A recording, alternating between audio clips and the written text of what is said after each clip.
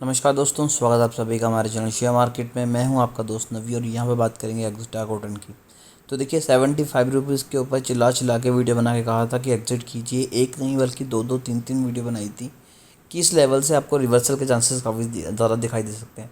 Stock ने आपको 2-3% का हादसा दे के फंसाया। काफ़ी ज़्यादा रिटेल इन्वेस्टर फंसे। मैंने आपको बताया था कि 15 दिन से लगातार स्टॉक ऊपर जा रहा है, डेफिनेटली स्टॉक में गिरावट होगी। और वो जितने रिटर्न दिए थे, एक बार में 20% का लॉस सर्किट लगा के आपका सारा रिटर्न छीन लिया। वो भी कब? जब जिस दिन रिजल्ट था। तो आपको एक चीज़ समझनी चाहिए कि मैंने आपको पहले बताया था सारी चीज़ें ट्रेड में कि फाइनेंशियल्स अगर देखें कंपनी के, तो ईयर ऑन ईयर बेसिस पे कंपनी प्रॉफिट नहीं गेन कर रही, कंपनी लॉस में जा रही है। तो ऐसे में स्टॉक में गिरावट आने के चांसेस काफ़ी ज़्यादा हैं, लेकिन फिर भी आप फंसे। लेकिन अभी भी घबराने की ज़रूरत नहीं है, एक मौका है, यहाँ से हमें रिवर्सल दिखाई दे सकता है।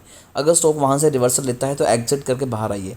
लेकिन उससे पहले हमें समझना पड़ेगा कि कंपनी में हो क्या रहा है और रिवर्सल क्यों आ सकता है। पहले तो पिछले 5 दिनों की बात करें तो देखिए 13 से 13.5% की गिरावट है। बट ओवरऑल देखें, अगर लास्ट दिन को निकाल दें तो 10% की तेज़ी है। पिछले एक मंथ में यहाँ पर 15% के रिटर्न है, बट लास्ट डे को निकाल दें तो यहाँ पर 43% के रिटर्न है। आप यहाँ पर देखिए कि 43% के रिटर्न आपके मात्र एक दिन में 15% के रिटर्न रह गए। पिछले 6 मंथ में 88% के रिटर्न है। मैक्स चार्ट यहाँ पर देख सकते हैं, मैंने इसके ऊपर डिटेल में वीडियो बनाई थी जब इन्हें बांग्लादेश की तरफ से $2 मिलियन का एक बड़ा कॉन्ट्रैक्ट मिला था। तो कंपनी की ऑर्डर बुक इंप्रूव हुई थी। बट देखिए फाइनेंशियल्स कंपनी के बिल्कुल भी अच्छे नहीं आने थे। फाइनेंशियल्स पर अगर नज़र डालें तो आप यहाँ पर देखिए कि रेवेन्यू 22% डाउन हुआ था ईयर ऑन ईयर बेसिस पे। नेट इनकम 13% डाउन है। डिल्यूटेड EPS 41% डाउन है। नेट प्रॉफिट मार्जिन सिर्फ 12% इंक्रीज़ हुआ है। ऑपरेटिंग इनकम 12% डाउन हुई है। अब चलते हैं कंपनी के फंडामेंटल देखने के लिए। तो चार्ट पे भी चलेंगे, लेकिन चार्ट से पहले अगर देखें तो स्टॉक का जो पी है वो ऑलरेडी 75 के पास है। स्टॉक महंगा आपको मिल रहा है। प्रमोटर के पास 70% की होल्डिंग है। कोई भी शेयर उनका प्लेज नहीं है और कोई भी यहाँ पर स्टॉक ने किसी भी शेयर में कोई भी यहाँ पर प्लेज नहीं है और कोई भी चेंजेस नहीं आए प्रमोटर होल्डिंग में।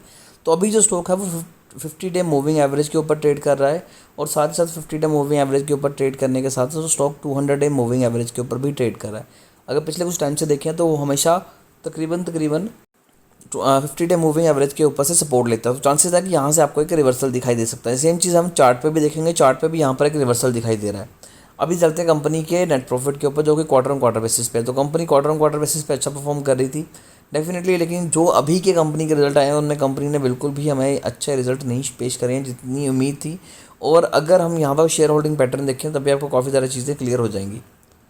तो यहाँ पर हम शेयर होल्डिंग पैटर्न देख सकते हैं कि प्रमोटर लगातार अपनी होल्डिंग कम कर रहे थे। अगर यहाँ पर देखिए जून 2019 में 73% की होल्डिंग थी, जो अब 69.75 के रह गई और पिछले क्वार्टर में स्टॉक में 72.37 से होल्डिंग कम करके 69 कर दी। यानी कि तकरीबन 3-3.5% की होल्डिंग कम करने के पीछे रीज़न क्या था, न जाने क्या था। उसके बाद बात करते हैं कि 69% होल्डिंग के बाद पिछले कुछ टाइम से एफआईज ने यहाँ पर इन्वेस्टमेंट की थी। एफआईज की इन्वेस्टमेंट के बाद 18% की इन्वेस्टमेंट यहाँ पर पब्लिक की है।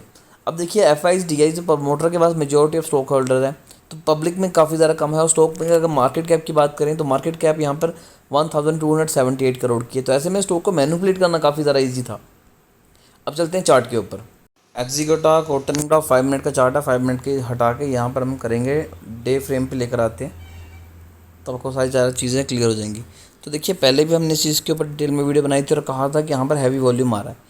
वॉल्यूम के साथ ही हमने बाइंग करनी शुरू कर दी थी। 8.77 मिलियन का वॉल्यूम रहा है लास्ट ट्रेडिंग डे को। काफ़ी ज़्यादा लोगों ने यहाँ पर जीटीटी ऑर्डर लगा के प्लेस किए कि हमारा जो स्टॉक है कहीं ना कहीं सेल हो जाए, बट ऐसा नहीं हुआ। खतर की घंटी कब बजनी शुरू हो गई थी? देखिए जब हमने आपको टारगेट दिए थे कि जो स्टॉक है ये 69 रुपीज़ तक तो डेफिनेटली जाएगा, इसके ऊपर हमने थोड़ा सा टारगेट ऊपर रखा था, यहाँ से हम एग्जिट करेंगे।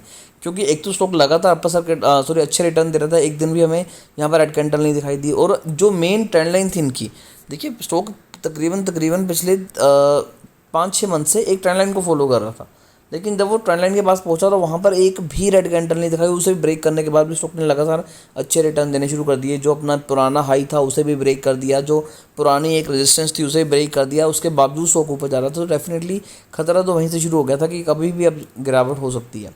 अब जो लोग यहाँ पर फंस चुके हैं और ये सोच रहे हैं कि स्टॉक कहाँ तक आएगा, तो आपको बता दूँ कि यहाँ पर मेजोरिटी ऑफ चांसेस है स्टॉक के। तो स्टॉक 58.35 के पास आके आपको एक मौका दे सकता है एग्जिट करने का। बट फिर भी काफ़ी ज़्यादा लोग यहाँ पर फंस सकते हैं। तो प्लीज़ ये बिल्कुल गलती मत कीजिएगा, एग्जिट कीजिएगा।